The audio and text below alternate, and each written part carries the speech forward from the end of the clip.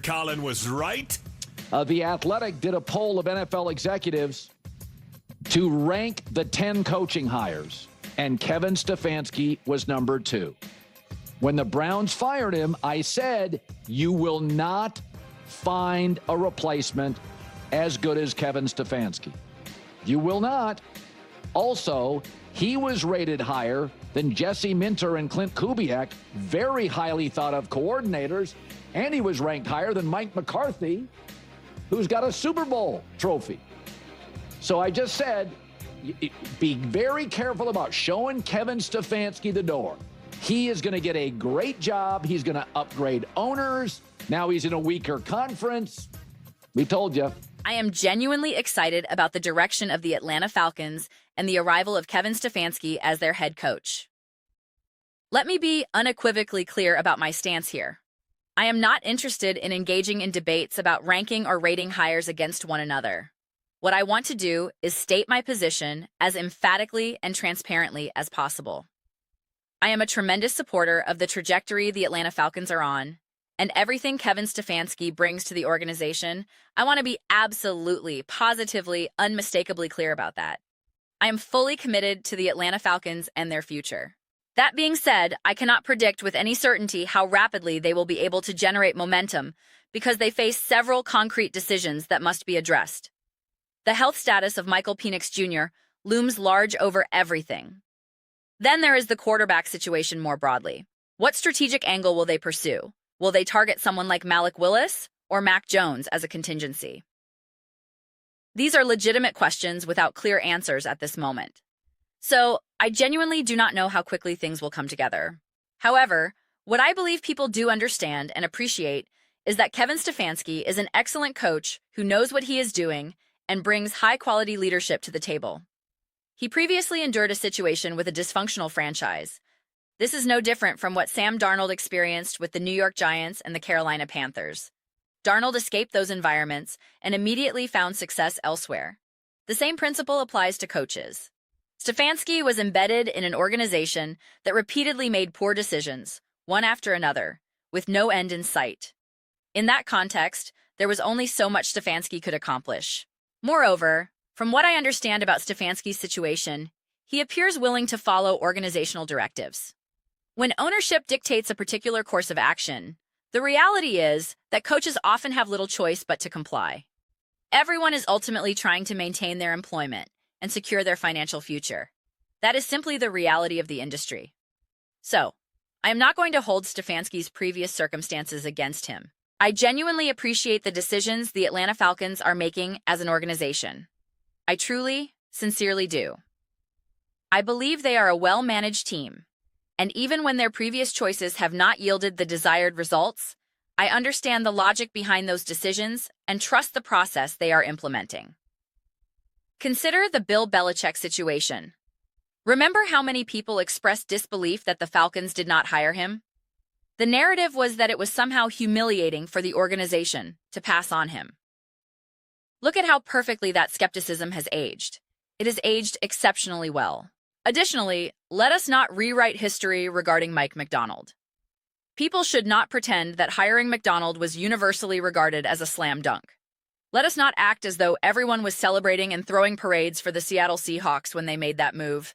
That simply was not the reality. It was not a thing. Revisionist history tends to creep into these discussions over time, and it is remarkably easy to fall into that trap. But we should resist that impulse. I also understand why the Falcons previously pursued Raheem Morris. I genuinely comprehend that decision. If they had been able to solidify the offensive side of the ball and achieve more consistent quarterback play, the outcome might have been entirely different. Who knows what could have happened if Kirk Cousins had been the version of himself they anticipated from the beginning? If he had been the Minnesota Vikings version of Kirk Cousins, the one who consistently performed at a high level, everything changes. Who knows? That team could have competed for significant accomplishments. Imagine getting the offense functioning properly, with Bijan Robinson now established as a focal point. Then the defense could have operated more aggressively, playing with leads rather than constantly defending from behind. We never really got to see what this defense looked like when they were up by 10 points and could afford to take chances, bring pressure, and dictate terms to opposing offenses. We never truly witnessed the potential of this Falcons team because they could never generate consistent, reliable offensive momentum. What happens when they actually have a legitimate lead and an aggressive defense can pin their ears back? What happens when they can feed the beast that is Bijan Robinson in the fourth quarter while protecting a lead? We simply never got to see that dynamic reliably. There was never any sustainable momentum. And whenever there was a flicker of momentum, something catastrophic would occur. Miss 5 field goals in a single game. Then miss another field goal the following week. A 40-yard attempt. A 25-yard attempt. Even extra points became adventures. It was all so chaotic and disjointed that the team never had the chance to coalesce into what it could have been. Football is complicated in precisely this way. The sport operates like dominoes. One domino falls, and they all go down.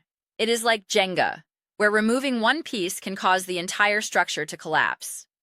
Whatever analogy you prefer, I believe the Falcons perfectly encapsulated this phenomenon. You can have exceptional talent at one position group, but if something else is lacking, the whole thing crumbles.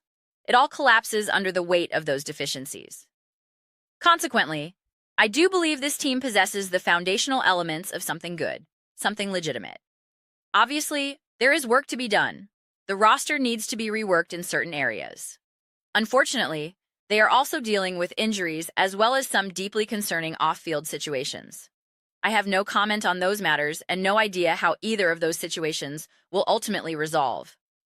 But my confidence lies in the organizational decisions they are making. I am not certain if I mentioned this in my previous video, as there is only so much new information available about the Atlanta Falcons at this point.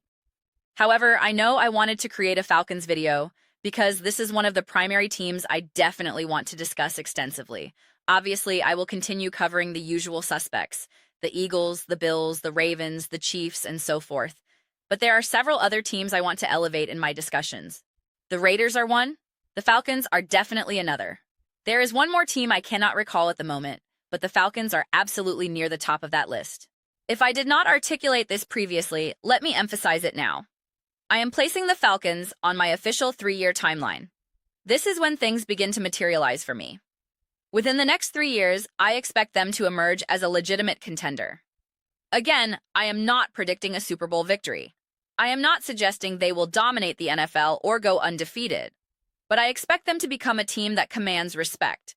A team where the reaction is, yes, the Atlanta Falcons are the real deal. Not the dismissive, oh, whatever. They made the playoffs, but they cannot actually compete. I mean legitimate respect. The kind where opponents think, this team has serious momentum and you do not want to travel down south to face them. The kind where analysts have to dig into the nuanced details of matchups to find weaknesses rather than simply writing them off automatically. I recall Louis Riddick making an observation that I thought was excellent. He talked about teams fighting to become relevant again. That is precisely where the Falcons are. Can the Atlanta Falcons achieve relevance again? I am hopeful they can stick the landing in year 1. However, there are several question marks. Health concerns, the quarterback situation, and whatever is unfolding there. They are bringing in a new coaching staff.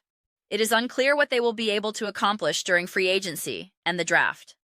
I do not have a strong sense of how quickly they can hit the ground running, because I do not even know if Michael Penix Jr. will be fully healthy by week 1. I have no idea. And I do not know whether they will go out and acquire someone like Mac Jones or Malik Willis. There is no clarity on that front. It is simply too difficult to make predictions this far out. The variables are too numerous and too uncertain. However, I believe that if it does not come together in year 1, it will definitely happen by year 2. I am hopeful and optimistic that year 1 can provide a foundation to build upon, because they have numerous talented players on both sides of the ball. I am genuinely excited about what they are constructing in Atlanta. Those are my personal thoughts on the matter. I would absolutely love to hear your perspectives. What do you all think about the Atlanta Falcons? What are your thoughts on the Kevin Stefanski hire and the sense that the tides may be turning in the football oceans of Atlanta, of Georgia? Let me know your opinions in the comments. I read every single comment, regardless of whether you agree with me or disagree with me. Either way, let us engage in substantive discussions. Let us get into some spirited debates. Ultimately, though, let us prioritize having fun with this. Please do consider subscribing to the channel. We are building an amazing community here. and I would absolutely love to have you as part of it. My goal is to create something we all genuinely feel connected to, something we are truly excited to be part of. I believe we are well on our way to accomplishing that. Please do not forget to give this video a thumbs up. That engagement genuinely helps with visibility and the algorithm. Thank you so much for your time. I will see you in the next one.